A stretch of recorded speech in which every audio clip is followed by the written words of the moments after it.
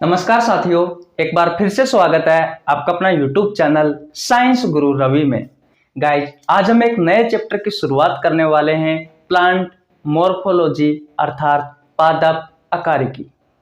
Guys, आप सभी को पता है कि हमने बॉटनी में एक चैप्टर कंप्लीट कर लिया है, प्लांट क्लासिफिकेशन। तो हेडिंग लगा लीजिए भैया, याद रखना ये वीडियो सभी प्रतियोगी परीक्षाओं के लिए उपयोगी है। प्लांट मॉर्फोलॉजी, प्लांट मॉर्फोलॉजी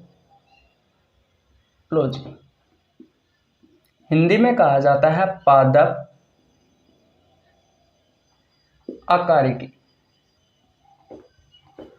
अब सबसे पहले बात यह आती है भैया कि मॉर्फोलॉजी होता क्या है। तो याद रखना, पादप के बाहरी भागों के बारे में अध्ययन करना ही साथियों क्या कहलाता है, मॉर्फोलॉजी कहलाता है। मॉर्फोलॉजी साथियों एक शाखा है जिसमें हम पादप के बाहरी भागों के बारे में अध्ययन करते हैं। लिख लीजिए भैया, पादप के बाहरी भागों के बारे में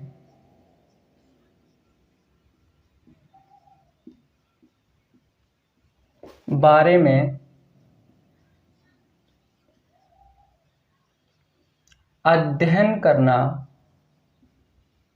क्या कहलाता है, मॉर्फोलॉजी कहलाता है। अब पादप के बाहरी भाग कौन कौन से हैं भैया? तो नंबर 1 पर आता है साथियों तना,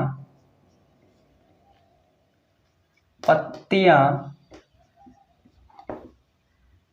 जड़, उसके अलावा पुष्प और भैया फल।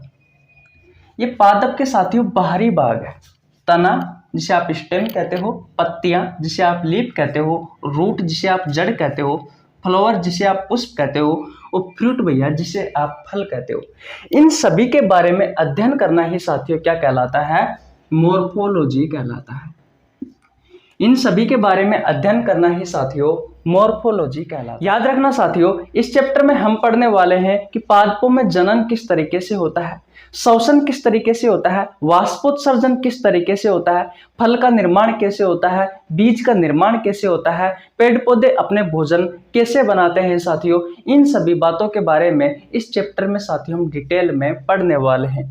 तो साथियों हम ये जो 5 भाग है साथियों पादप के, इनके एक एक भाग के बारे में डिटेल में अध्ययन करने वाले हैं। तो सबसे पहले साथियों हम पढ़ेंगे पुष्प के बारे में, क्योंकि थोड़ा बड़ा भी है और भैया आपकी एग्जाम के पॉइंट ऑफ व्यू से बहुत ही ज्यादा इंपॉर्टेंट है। ग्रुप डी में साथियों 2018 में जब ग्रुप डी की एग्जाम हुई थी तो उस समय भैया पुष्प से यानी कि फ्लावर से बहुत सारे क्वेश्चन पूछे थे। मैं आपको बताऊंगा, सिर्फ पुष्प से भैया लगभग मैं बात करूं तो 20 से 25 क्वेश्चन पूछे थे, रिपीट होकर साथियों, इसलिए बहुत ही ज्यादा इंपॉर्टेंट माना जाता है इस टॉपिक का साथियों ये वाला पार्ट, पुष्प वाला पार्ट। तो शुरुआत करते हैं साथियों। अगर आपने स्क्रीनशॉट नहीं लिया है तो स्क्रीनशॉट ले लीजिए। अब हेडिंग लगा लेना भैया, पुष्प।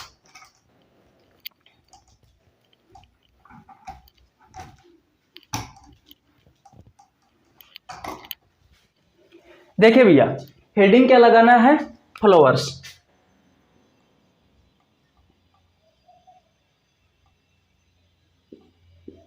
यानी कि पुष्प।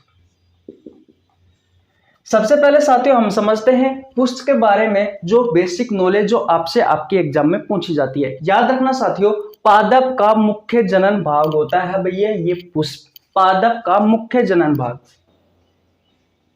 पादप का मुख्य जनन भाग आपसे एग्जाम में पूछा जाता है कि भैया पादप का मुख्य जनन भाग कौन सा है। ये क्वेश्चन है साथियों ग्रुप डी का, ग्रुप डी 2018 में पूछा गया था भैया कि पादप का मुख्य जनन भाग कौन सा है। तो भैया पुष्प है। पुष्प में ही साथियों पादपों में जनन होता है। बात क्लियर? किस तरीके से होता है अभी उस पर चर्चा करने वाले हैं। सबसे पहले आपको ये लाइन याद रखनी है कि पादपों का जो मुख्य जनन भाग है साथियों वो होता है पुष्प। अगला क्वेश्चन साथियों, आपसे आपके एग्जाम में क्या पूछा गया था 2018 रेलवे ग्रुप डी में कि भैया पुष्पों का अध्ययन विज्ञान की जिस शाखा में किया जाता है उस शाखा को क्या कहा जाता है? Study of flower. तो साथियों याद रखना एंथोलॉजी। एंथोलॉजी भैया विज्ञान की वह शाखा है जिसमें हम पुष्पों के बारे में अध्ययन करते हैं, फूलों के बारे में अध्ययन करते हैं।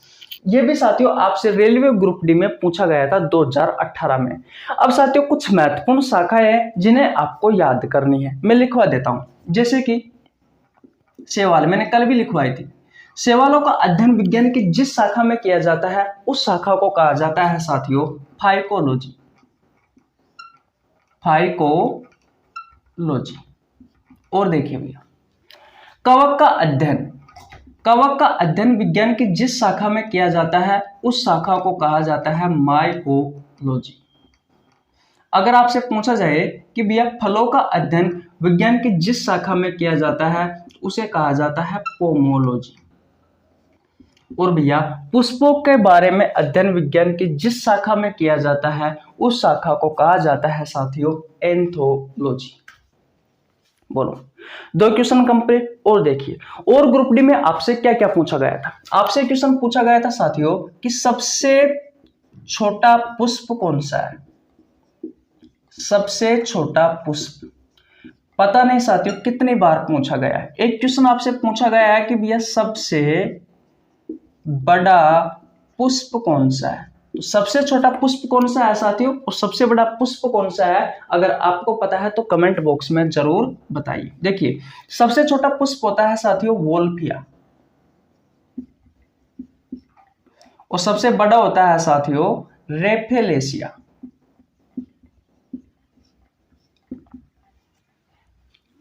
बोलो भैया क्या इतनी बात आपको समझ में आई? सबसे छोटा फूल पुष्प पूछे साथियों तो वोल्फिया है और सबसे बड़ा है भैया रेफेलेसिया। पुष्प के बारे में साथियों हम अध्ययन किस पादपों में करते हैं? तो याद रखना साथियों एंजियोस्पर्म में करते हैं। एंजियोस्पर्म। पिछला चैप्टर मैंने कौन सा पढ़ाया था? Plant classification. उसमें साथियों मैंने एंजियोस्पर्म के बारे में बताया था। एंजियोस्पर्म को कहा जाता है आवर्तबीजी पादप। संसार में साथियों जितने भी पादप है उनमें भैया 80% पादप तो इस संघ में आते हैं एंजियोस्पर्म में। आवर्तबीजी ये ऐसे पादप होते हैं साथियों जिनके बीज पर आवरण पाया जाता है। तो भैया जो पुष्प होते हैं उन्हें हम इस संघ में रखते हैं, आवर्तबीजी पादपों में रखते हैं। तो आपसे क्वेश्चन पूछा जा सकता है कि निम्न में से पुष्प को किस संघ में रखा गया है? तो ऑप्शन हो सकता है भैया जैसे कि टेरिडोफाइटा हो गया, ब्रायोफाइट हो गया, जिम्नोस्पर्म हो गया, एंजियोस्पर्म हो गया। तो याद रखना है साथियों एंजियोस्पर्म में रखते हैं। बोलो इतनी बात क्लियर है? स्क्रीनशॉट नहीं लिया है तो स्क्रीनशॉट ले लीजिए। ले लिया स्क्रीनशॉट। और देखिए भैया ऐसे पादप साथियों जिनसे पुष्प प्राप्त होते हैं उन्हें क्या कहा जाता है? ऐसे पादप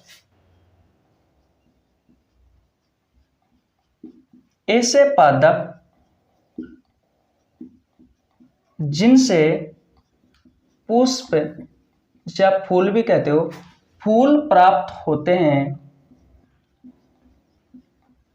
उन्हें क्या कहा जाता है? तो उन्हें कहा जाता है मैग्नोलियोफाइटा।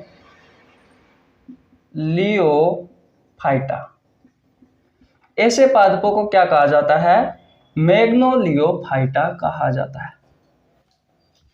बोलो भैया क्या ये बात आपको समझ में आई या नहीं आई? जल्दी जल्दी बताओ। स्क्रीनशॉट नहीं लिया है तो स्क्रीनशॉट ले लीजिए। ये ऐसी बातें हैं साथियों जो आपको याद करनी रहती है, क्योंकि भैया ये जो मैंने क्वेश्चन लिखवाए हैं आपके सामने जो आपको स्क्रीन पर दिखाई दे रहे हैं साथियों, ये ग्रुप डी की एग्जाम के पॉइंट ऑफ व्यू से बहुत ही ज्यादा इंपॉर्टेंट है। ग्रुप डी नहीं साथियों, कोई सी भी प्रतियोगी परीक्षा हो उसके लिए बहुत ही ज्यादा इंपॉर्टेंट है, क्योंकि ये क्वेश्चन पूछा गया है, ये क्वेश्चन पूछा गया है, ये क्वेश्चन पूछा गया है, ये क्वेश्चन पूछा गया है, ये क्वेश्चन पूछे जाने की संभावना है, ये क्वेश्चन पूछा गया है। शैवाल का अध्ययन पूछा गया है, कवक का अध्ययन पूछा गया है और फलों का अध्ययन पूछा गया है।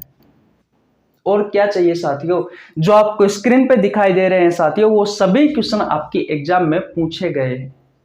अगर आपको पसंद आई साथियों हमारी ये वीडियो, हमारा ये टॉपिक, मेरा पढ़ाने का तरीका, ये सारे क्वेश्चन, तो लाइक कर दीजिए। आपके छोटे भाई के लिए एक प्यारा सा कमेंट कर दीजिए। चैनल पर नए तो चैनल को सब्सक्राइब कर लेना, बेल आइकन को प्रेस कर लेना, जिससे आपके पास हमारी वीडियो का नोटिफिकेशन टाइम टू टाइम पहुंच सके।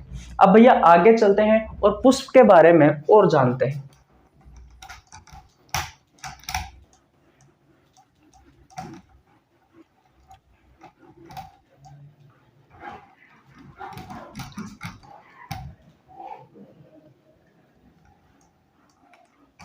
देखिए साथियों, जो फूल होता है आपका, जो पुष्प होता है, उस पुष्प के 4 भाग होते हैं। एक होता है साथियों पुष्प का नर भाग, वो कैसा होता है अभी मैं आपको बताने वाला हूं। दूसरा होता है साथियों पुष्प का मादा भाग। एक ही पुष्प में होते हैं साथियों, अलग अलग भी हो सकते हैं। तीसरा भाग होता है साथियों पंखुड़िया, जो कि कलरफुल होती है, आपने देखी होगी। और नंबर 4 पर होता है साथियों, पंखुड़ियों के नीचे साथियों हरे रंग का एक कठोर भाग पाया जाता है, वो वाला, जिसे सेपल कहते हैं। तो इन चारों भागों के बारे में सबसे पहले हम समझते हैं। देखिए, सबसे पहले बात करते हैं साथियों पंखुड़िया की। जो पंखुड़िया होती है साथियों, पंखुड़िया, फूल में तो भैया पंखुड़िया तो होती है, आप सभी को पता है। उसे कहा जाता है पेटल। उसे क्या कहा जाता है? पेटल कहा जाता है। आपसे ग्रुप डी में क्वेश्चन पूछा गया था भैया कि group of petal, group of petal, पंखुड़िया के समूह को क्या कहा जाता है? तो याद रखना साथियों, क्या कहा गया था? कोरोला। बोलो, इतनी बात क्लियर है। पंखुड़ियों को क्या कहा जाता है? पेटल कहा जाता है।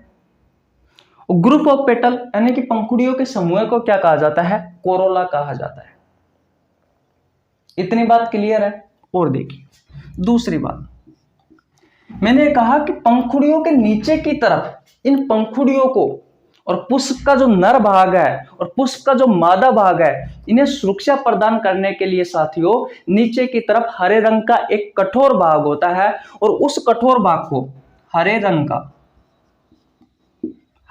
का कठोर भाग,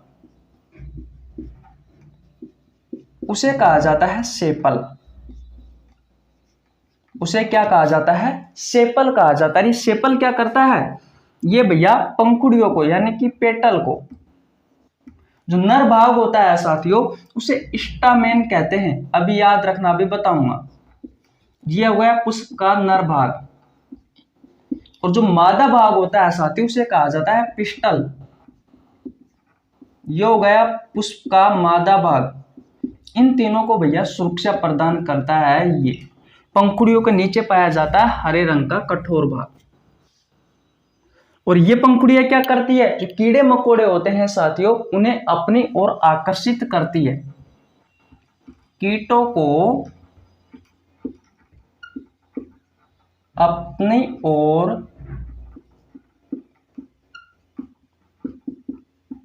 आकर्षित करती है।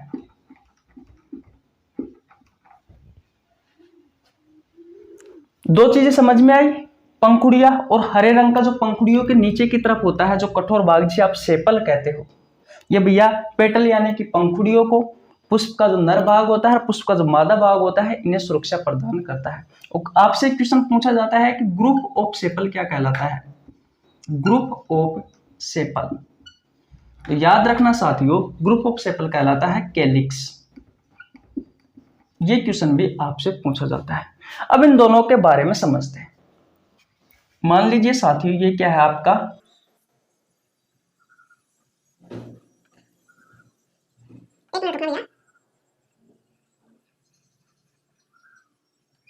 ये आपका क्या है भैया? पुष्प है। ये आपका पुष्प है, और पुष्प पे साथियों ये क्या है? ये भैया पंखुड़िया है। ये पंखुड़िया है, जिसे आप क्या कहते हो? पेटल। बहुत सारी पंखुड़ियों का समूह होता है, उन्हें क्या कहा जाता है? कोरोला। और साथियों पंखुड़ियों के नीचे की तरफ साथियों हरे रंग का ये जो कठोर वाला भाग होता है साथियों, इसे कहा जाता है भैया सेपल। इसे क्या कहा जाता है? सेपल कहा जाता है। बात क्लियर है? इतनी बात समझ में आई। पंखुड़ियां क्या करती है? कीड़े मकोड़ों को अपनी ओर आकर्षित करती है। ये जो हरे रंग का जो भाग होता है साथियों, ये क्या करता है? पंखुड़ियों को, जो पुष्प का नर भाग है, जो मादा भाग है साथियों, इन्हें सुरक्षा प्रदान करता है। बोलो भैया, इतनी बात क्लियर है? देखिए, अब बात करते हैं पुष्प का नर भाग के बारे में। इस नर भाग का नाम है साथियों स्टामेन, या फिर साथियों कहा जाता है एंड्रोसियम। आपकी एग्जाम में दोनों नाम में से कोई भी आ सकता है, और हिंदी में कहा जाता है साथियों पुंकेसर। बात क्लियर है? इसकी संरचना कैसी होती है? तो ये जो फूल होता है इसके बीच में होता है साथियों कुछ इस तरीके से। इस तरीके से आपको संरचना दिखे तो समझ लेना भैया वो पुष्प का नर भाग है। ये पुष्प का, सही अच्छे से बनाता हूं, यहां बना देता हूं। ये क्या है भैया? ये पुष्प का नर भाग है। स्टामेन, एंड्रोसियम, पुंकेसर इसे कहा जाता है। मादा भाग देख लीजिए। मादा भाग को कहा जाता है पिस्टल, कार्पल या फिर जीनोसियम, और हिंदी में कहा जाता है स्त्री केसर। और इसकी संरचना कैसी होती है साथियों? इसकी संरचना स्त्री केसर की, वो देखिए, इसकी संरचना होती है साथियों कुछ इस तरीके से।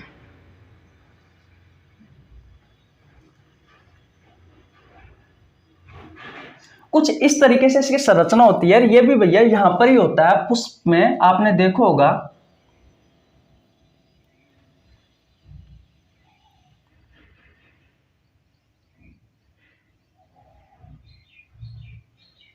कुछ इस तरीके से होता है। तो अगर आपको इस तरह की संरचना दिखे तो समझ लेना वो पुष्प का मादा भाग है, उसका नाम पिस्टल है या कार्पल है या जीनोसियम है, या हिंदी में कहते हैं इसे स्त्री केसर। इतने सारे नाम है भैया इसके। जो नर भाग होता है साथियों उसे स्टामेन, एंड्रोसियम या पुंकेसर, आपके एग्जाम में तीनों नाम में से कोई सा भी आ सकता है। ये नर भाग है भैया पुष्प का, और ये मादा भाग है। नर भाग होता है साथियों, इसके 3 भाग होते हैं। कौन कौन से होते हैं अभी पढ़ाने वाला हूं। और जो मादा भाग होता है साथियों, मादा भाग के 4 भाग होते हैं, इसके बारे में भी अभी बताने वाला हूं। सबसे पहले मुझे यह बताओ कि आपको समझ में क्या नहीं आया। अगर समझ में नहीं आया साथियों तो मैं आगे नहीं बढ़ूंगा, लेकिन जो मैंने आपको बताई है वो सभी बातें आपको समझ में आनी चाहिए। बोलो भैया। सबसे पहले स्क्रीनशॉट लो। ले लिया स्क्रीनशॉट? ओके, अब बात करते हैं। मैंने आपको एक संरचना बताई है साथियों। ये क्या है? एक फूल है, एक पुष्प है। ये क्या है साथियों? पंखुड़िया है। पंखुड़ियों को क्या कहा गया है? पेटल। साथियों पंखुड़ियां होती है, ये कीड़ों मकोड़ों को अपनी ओर आकर्षित करती है। बात क्लियर है? और ग्रुप ऑफ पेटल, यानी कि ये जो पंखुड़ियों का समूह है इसे क्या कहा जाता है साथियों? कोरोला कहा जाता है। ये आपसे ग्रुप डी में क्वेश्चन पूछा गया था। इन पंखुड़ियों के नीचे की तरफ साथियों एक हरे रंग का एक कठोर भाग होता है, जो भैया इन पंखुड़ियों को, ये पुष्प का जो नर भाग है इसे, और ये पुष्प का जो मादा भाग है साथियों, इन्हें सुरक्षा प्रदान करता है, और इसे कहा जाता है सेपल। और बहुत सारे जब ये सेपल मिल जाते हैं, ग्रुप ऑफ सेपल को कहा जाता है साथियों कैलिक्स। इतनी बात क्लियर है? एक होता है साथियों नर भाग, जिसकी संरचना कुछ इस तरीके से होती है, मैंने साथियों यहां पर भी बना रखा है। इसके साथ 3 भाग होते हैं। इसे साथियों स्टामेन, एंड्रोसियम या पुंकेसर, इन तीनों में से कोई सा भी नाम आपसे आपके एग्जाम में पूछा जा सकता है। एक होता है साथियों पुष्प का मादा भाग, एक होता है पुष्प का मादा भाग, जिसे आप पिस्टल, कार्पल या फिर जीनोसियम या स्त्री केसर, इन चारों में से कोई सा भी नाम आपकी एग्जाम में आ सकता है। ये वाला नर भाग है, ये वाला मादा भाग है। अब नर भाग के बारे में समझते हैं कि इसके 3 भाग कौन कौन से हैं, और मादा भाग के बारे में समझते हैं, फिर साथ ही में जनन कैसे होता है उसके बारे में वो समझते हैं। तो सबसे पहले स्क्रीनशॉट नहीं लिया तो स्क्रीनशॉट ले लीजिए। ले लिया? ओके भैया, आगे चलते हैं। अब देखिए भैया, अब बात करते हैं पुष्प के नर भाग की। इधर देख लीजिए, पुष्प का नर भाग, नाम क्या है साथियों? स्टामेन, एंड्रोसियम, पुंकेसर। इन तीनों में से साथियों कोई सा भी नाम आपकी एग्जाम में पूछा जा सकता है। नर भाग की साथियों संरचना कैसी होती है?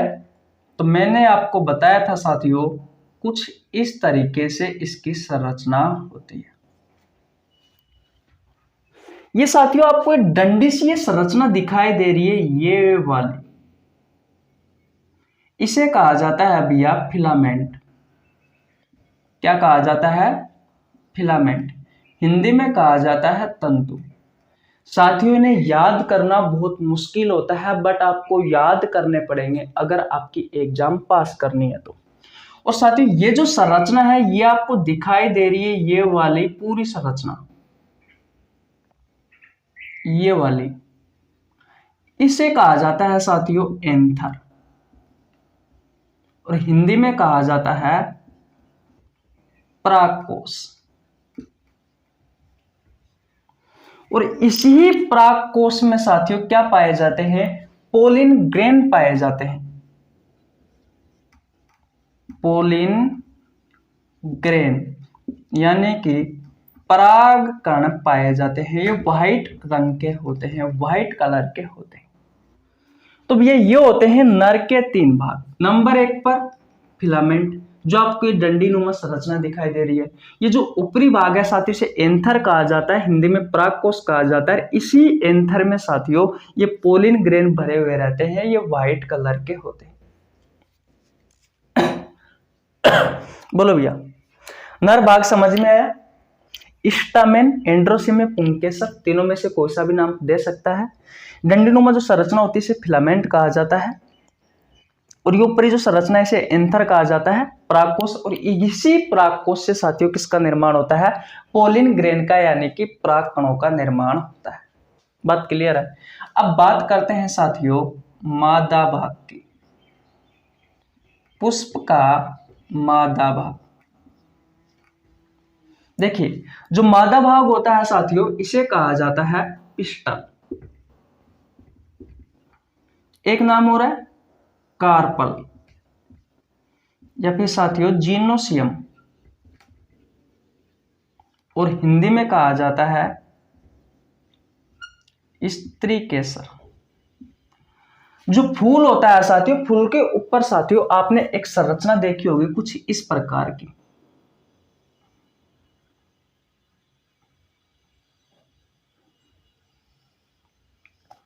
कुछ इस प्रकार की एक संरचना आपने देखी होगी। ये जो ऊपरी वाला भाग है साथियों, ये वाला, यह आपसे ग्रुप डी में पूछा गया था कि मादा पुष्प का जो उभरा हुआ ऊपरी भाग होता है, जो शीर्ष भाग होता है, उसे क्या कहा जाता है? तो साथियों इसे कहा जाता है स्टिग्मा। क्या कहा जाता है? स्टिग्मा। हिंदी में कहा जाता है वर्तिकाग्र।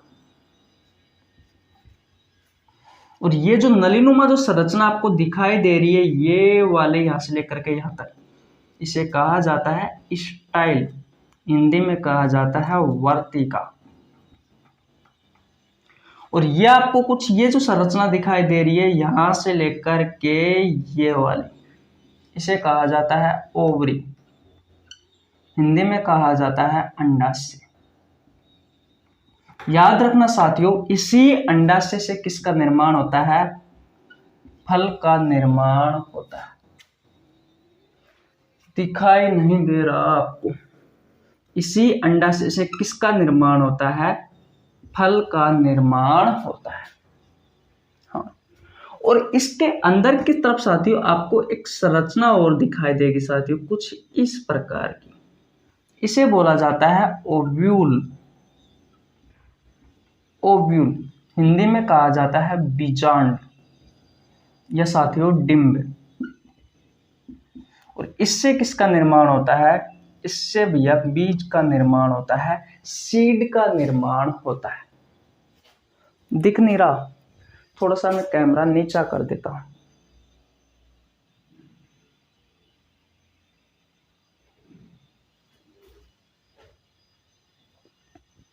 चलो ऊपर ही लिख देता हूं,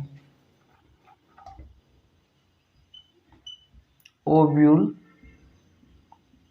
बीजांड। डिंबी कहा जाता है, इससे भैया बीज का निर्माण होता है। पुष्प का साथियों जो मादा भाग है भैया, ये बहुत ही ज्यादा इंपॉर्टेंट है। तो सबसे पहले तो साथियों आपको इनके भाग याद करने हैं, फिलामेंट, एंथर, पोलिन ग्रेन। ये तीनों मिलकर साथियों किसका निर्माण करते हैं? नर, पुष्प के नर भाग का निर्माण करते हैं, एंड्रोसियम का, पुंकेसर का निर्माण करते हैं। और जो मादा वाला भाग है साथियों, ये स्टिग्मा, स्टाइल, ओव्यूल और ओवरी, इन चार भागों से मिलकर के बना होता है। तो मैंने बताया था ना आपको कि नर के 3 भाग होते हैं, फिलामेंट, एंथर, पोलन ग्रेन। और साथियों जो मादा भाग होता है पुष्प का, इसके 4 भाग होते हैं, स्टिग्मा, स्टाइल, ओवरी और ओव्यूल। बोलो बोलो साथियों, ये याद हुए या नहीं हुए? कौन बताएगा 2-2, 3-3 बार? अब इनके बीच में साथियों एक प्रक्रिया होती है, उसे कहा जाता है पोलिनेशन।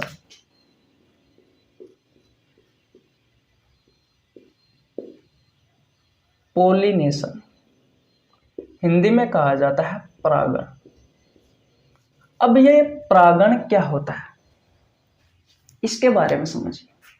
ये परागण होता क्या है? तो नर वाला भाग है साथियों पुष्प का, ये जो नर वाला भाग है पुष्प का, ये जो नर वाला भाग है साथियों, इस नर वाले भाग में सबसे ऊपरी जो भाग है साथियों, उसका नाम क्या है? एंथर भाग है। एंथर नाम है, इसे हिंदी में परागकोश कहा जाता है। और इसी परागकोश से साथियों किसका निर्माण होता है? इस पोलिन ग्रेन का निर्माण होता है। तो भैया इस पोलिन ग्रेन का, अभी पोलिन ग्रेन कहाँ है साथियों? इसके अंदर है भैया, इस परागकोश के अंदर है। क्योंकि मैंने लिखवा रखा है कि परागकोश से किसका निर्माण होता है? पोलिन ग्रेन का निर्माण होता है, यानी कि इसके अंदर है भैया। तो इस पोलिन ग्रेन का, इस परागगण का साथियों कहां पे पहुंचना? पुष्प के मादा भाग के इस वर्तिकाग्र तक पहुंचना साथियों क्या कहलाता है? पोलिनेशन कहलाता है, परागण कहलाता है। लिख देता हूं, पुष्प के, दिख तो रहा है ना? हाँ, पुष्प के नर भाग से पोलिन ग्रेन यानी कि पराग कण का, याद रखना ये परागण है और ये पराग कण है। पराग कण का मादा भाग के वर्तिकाग्र तक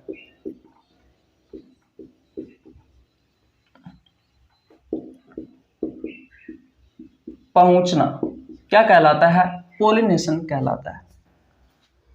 फिर साथियों वहां जाके निषेचन की प्रक्रिया होगी। अगर ओवरी के साथ ये पोलिन ग्रेन मिला तो भैया फल का निर्माण होगा, ओव्यूल के साथ मिला तो भैया बीज का निर्माण होगा। परागण आपको समझ में आया? यानी कि पुष्प के नर भाग से इस पोलिन ग्रेन का, इस पराग कण का साथियों, ये पराग कण का निर्माण कहां हो रहा है? परागकोश में। कहां पे पहुंचना? पुष्प के मादा भाग के वर्तिकाग्र तक पहुंचना क्या कहलाता है? पोलिनेशन, परागण कहलाता है। अब साथियों ये भी 2 प्रकार का होता है, ये भी 2 प्रकार का होता है, दिखाई दे रहा है? एक होता है साथियों सेल्फ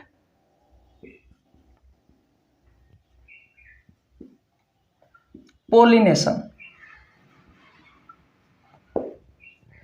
और दूसरा होता है साथियों क्रॉस पोलिनेशन।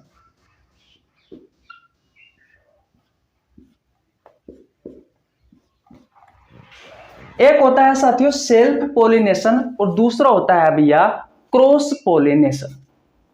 अब ये सेल्फ पोलिनेशन तो क्या होता है और क्रॉस पोलिनेशन क्या होता है, आइए इनके बारे में समझते हैं। सबसे पहले साथियों मैं आपको बता दूं, जो सेल्फ पोलिनेशन होता है इसकी 2 कंडीशन बनती है। इसकी दो कंडीशन बनती है।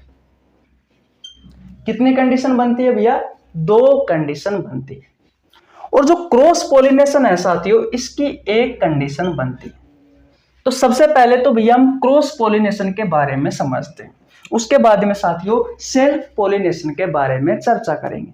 देखिए क्रॉस पॉलिनेशन क्या होता है। मान लीजिए एक ये कोई पादप है, एक ये कोई पेड़ है, और दूसरा पौधा ये है साथियों, दूसरा पेड़ ये है। इस पर साथियों एक पुष्प है और इस पर भी एक पुष्प है। ये भैया नर भाग है, इस पौधे का ये नर भाग है, पुष्प का नर भाग है, और ये भैया ये अलग पौधा है, इस पौधे का ये जो पुष्प है, इस पुष्प का ये मादा भाग है। समझ में आ गई? तो किसी एक पादप से पुष्प के नर भाग से इस पोलिन ग्रेन का यानी कि परागकण का साथियों उसी प्रजाति के दूसरे पौधे के पुष्प के मादा भाग तक पहुंचना साथियों क्या कहलाता है? क्रॉस पोलिनेशन कहलाता है। नहीं आया समझ में? एक बार और देखिए, मैंने ये कहा कि कोई पौधा है, कोई पादप है, इस पादप पर एक पुष्प है और उस पुष्प पर साथियों क्या है? एक नर भाग है। नर भाग में क्या होता है साथियों? ये होता है एंथर, और एंथर में पोलिन ग्रेन होता है यानी कि परागकण होता है। तो इस परागकण का साथियों उसी प्रजाति के दूसरे पादप के पुष्प के मादा भाग तक पहुंचना साथियों क्या कहलाता है? क्रॉस पोलिनेशन कहलाता है। ये एक पादप है, ये दूसरा पादप है, इस पर एक पुष्प है, इस पर भी एक पुष्प है। ये पुष्प का साथियों नर भाग है और ये पुष्प का मादा भाग है। नर भाग से साथियों परागकण का मादा भाग के वर्तिकाग्र तक पहुंचना साथियों क्या कहलाता है? पोलिनेशन कहलाता है, परागण कहलाता है। कौन सा पोलिनेशन? तो भैया क्रॉस पोलिनेशन। इतनी बात क्लियर है। अब ये सेल्फ पोलिनेशन की दो कंडीशन क्या बनती है उसके बारे में भी समझते हैं। एक कंडीशन बनती है, उसे कहा जाता है ऑटोगेमी। अब ये ऑटोगेमी में क्या होता है भैया वो देखिए, कोई एक पुष्प है, कोई एक पौधा है। सबसे पहले हम पौधा की बात करते हैं। ये कोई पौधा है, इस पौधे पर साथियों ये पुष्प है और इसी पुष्प पर साथियों एक नर भाग भी है और एक मादा भाग भी है। तो नर भाग से साथियों पोलिन ग्रेन का यानी कि परागकण का इसी पुष्प के मादा भाग तक पहुंचना, इसी पुष्प के मादा भाग तक पहुंचना साथियों, मादा भाग के वर्तिकाग्र भाग तक पहुंचना या फिर मादा भाग तक पहुंचना साथियों क्या कहलाता है? ऑटोगेमी पोलिनेशन कहलाता है। ऑटोगेमी सेल्फ पोलिनेशन कहलाता है। दूसरा क्या होता है साथियों? जीतोनोगेमी। गीतोनोगेमी, गीतोनोगेमी। इसमें क्या होता है? कोई एक पादप है साथियों यानी कि एक पेड़ है और इस पर साथियों दो अलग अलग पुष्प है, एक पुष्प यहाँ है, एक पुष्प यहाँ है। इस पुष्प का ये नर भाग है और ये भैया मादा वाला भाग है। तो इस नर भाग से साथियों परागकण का उसी पादप के दूसरे पुष्प के मादा भाग तक पहुंचना साथियों क्या कहलाता है भैया? गीतोनोगेमी सेल्फ पोलिनेशन कहलाता है। बोलो भैया, क्या आपको समझ में आई मेरे द्वारा बताई हुई बातें कि भैया सेल्फ पोलिनेशन तो क्या होता है, क्रॉस पोलिनेशन क्या होता है? नहीं आई? चलो कोई ना, एक बार और पढ़ेंगे। सबसे पहले अगर स्क्रीनशॉट नहीं लिया आपने तो स्क्रीनशॉट ले लीजिए। ले लिया स्क्रीनशॉट? ओके, मिटा देता हूं।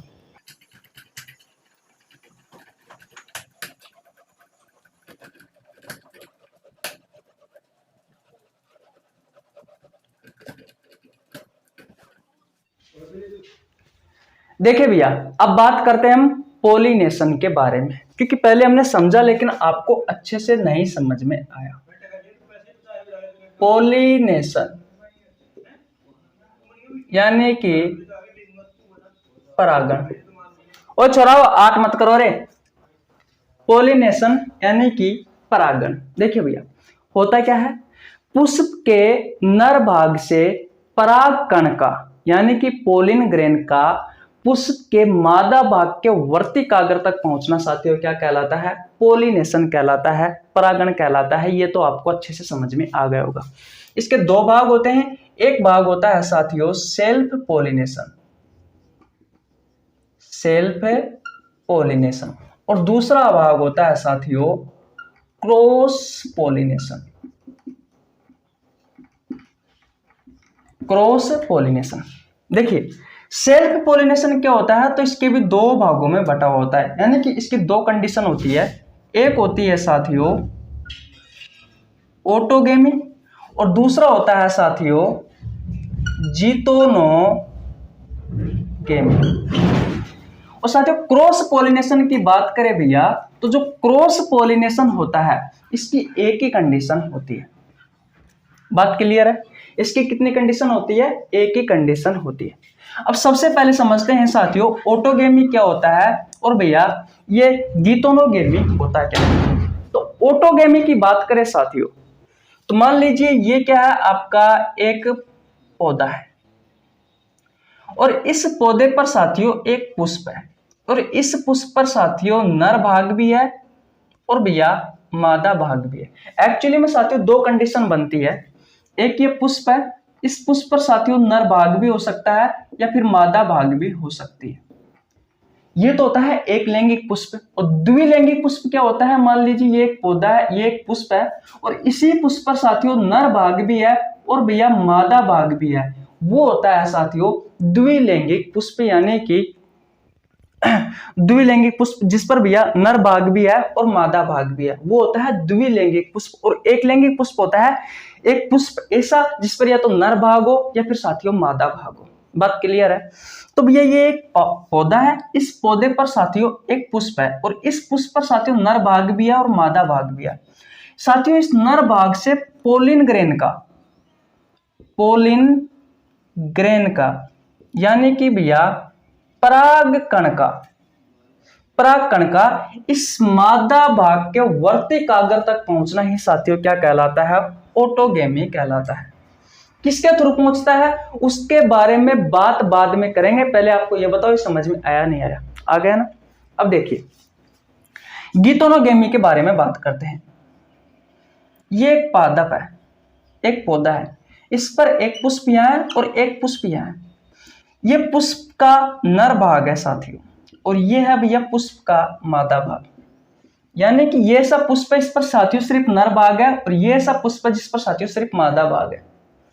तो नर भाग से साथियों इस पराग कण का, इस पोलिन ग्रेन का इस दूसरे पुष्प के मादा भाग के वर्तिकाग्र भाग तक पहुंचना साथियों क्या कहलाता है, जिटोनोगेमी, सेल्फ पोलिनेशन कहलाता है। और क्रॉस पोलिनेशन में क्या होता है साथियों, तो एक पुष्प ये होता है, एक पादप ये होता है और एक पादप ये है। ये एक ही जाति के पादप है साथियों, एक ही प्रजाति के पादप है। इस पे साथियों एक पुष्प है और इस पे एक पुष्प है। ये पुष्प का साथियों नर भाग है और ये पुष्प का मादा भाग है। तो नर भाग से साथियों पोलिन ग्रेन का उसी प्रजाति के दूसरे पौधे के पुष्प के मादा भाग के वर्तिकाग्र तक पहुंचना साथियों क्या कहलाता है, क्रॉस पोलिनेशन कहलाता है। तो आशा करता हूं अब आपको अच्छे से समझ में आ गया होगा। स्क्रीनशॉट नहीं लिया है तो स्क्रीनशॉट ले लीजिए भैया, फिर आगे बात करते हैं। मिटा दूं? ओके।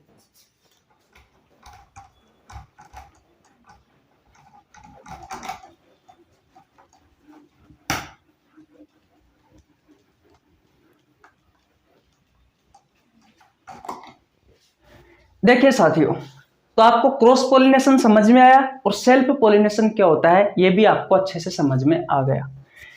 दोबारा भैया आपको हेडिंग तो पोलिनेशन ही लगा लेनी है। पोलिनेशन यानी कि परागण। इसमें क्या होता है भैया वो देखिए, ये दो प्रकार का होता है, यानी कि दो तरह से हो सकता है। नंबर एक जैविक परागण और नंबर दो अजैविक परागण। अब ये जैविक परागण तो क्या होता है और अजैविक परागण क्या होता है, आइए इनके बारे में समझते हैं। तो साथियों जो परागण जो पोलिनेशन जीवों के द्वारा हो, जैसे कि किसी कीट के कीट जैसे कि तितली, कोई भी कीड़ा मकोड़ा है, अगर उनके थ्रू होता है साथियों, किसी जीव के थ्रू होता है भैया, तो वो तो होता है जैविक परागण। और जो जीवों के थ्रू ना हो साथियों पोलिनेशन, ऐसा वो होता है अजैविक परागण। तो ये किस किस के माध्यम से हो सकता है? ये हवा के माध्यम से हो सकता है, ये पानी के माध्यम से हो सकता है, ये बरसात के माध्यम से हो सकता है साथियों। ये परागण, ये पोलिनेशन, तो वो होता है साथियों अजैविक परागण। और जो जीवों के थ्रू हो साथियों, वो होता है भैया जैविक परागण। बोलो, अगर मान लीजिए साथियों आपके एग्जाम में आपसे क्वेश्चन पूछा गया कि भैया परागण की जो प्रक्रिया है, पोलिनेशन की जो प्रक्रिया है साथियों, वो जल के थ्रू हुई, तो साथियों उसे क्या कहा जाता है? तो उसे कहा जाता है साथियों हाइड्रोफिली। अगर साथियों पोलिनेशन की प्रक्रिया भैया हवा के थ्रू हुई, हवा के थ्रू, तो साथियों उसे क्या कहा जाता है? तो उसे कहा जाता है साथियों एनीमोफिली। एनीमोफिली। बोलो भैया बात आपको समझ में आई या नहीं आई? अगर साथियों कीड़ों के थ्रू हुई, अगर पोलिनेशन की प्रक्रिया कीड़ों के थ्रू हुई, तो साथियों उसे कहा जाता है एटोमोफिली। उसे क्या कहा जाता है साथियों? एटोमोफिली कहा जाता है। मैंने ये कहा कि साथियों जो पोलिनेशन होता है, जो परागण होता है साथियों, वो दो तरह से हो सकता है, दो भागों में बटा हुआ होता है। एक होता है जैविक परागण और दूसरा होता है अजैविक परागण। जो साथियों जीवों की सहायता से हो पोलिनेशन या परागण, वो होता है जैविक परागण। और जो साथियों जीवों की सहायता से ना हो ऐसा परागण साथियों अजैविक परागण कहलाता है। जीवों में कौन कौन आता है? किसी भी कोई भी जीव साथियों, तितली ले लीजिए, कोई कीड़ा मकोड़ा ले लीजिए साथियों, वो सभी साथियों जीव है। और बिना जीवों के हो रहा है साथियों, तो वो हवा के माध्यम से हो सकता है, पानी के माध्यम से हो सकता है, वो बरसात के माध्यम से भी हो सकता है, बरसात के पानी के माध्यम से भी। तो साथियों ये अजैविक परागण में आते हैं, और जितने भी जीव है साथियों वो जैविक परागण में आते हैं। आपसे आपके प्रतियोगी परीक्षाओं में क्वेश्चन क्या पूछा जाता है? ग्रुप डी में पूछे जाते हैं साथियों ऐसे क्वेश्चन। क्वेश्चन क्या पूछा जाता है कि ऐसा परागण साथियों जो जल के थ्रू हुआ हो उसे क्या कहा जाता है? तो उसे हाइड्रोफिली कहा जाता है। ऐसा पोलिनेशन साथियों जो हवा के थ्रू हो उसे क्या कहा जाता है? एनीमोफिली कहा जाता है। ऐसा पोलिनेशन जो साथियों कीड़ों के थ्रू हो उसे कहा जाता है एटोमोफिली। ऐसा पोलिनेशन साथियों जो पक्षियों के थ्रू हो उसे क्या कहा जाता है? ऑर्निथोफिली कहा जाता है। तो बोलो बात आपको समझ में आई या नहीं आई? क्या ये सभी बातें आपको समझ में आई या नहीं आई? आ गई? आ गए हो तो लाइक कर दीजिए साथियों, फिर हम आगे चलते हैं। मिटा दूं? ओके।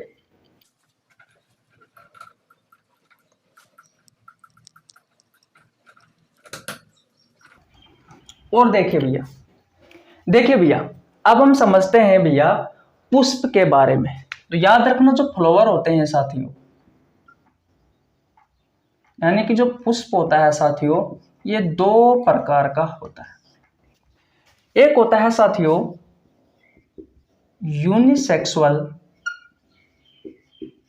फ्लावर, यानी कि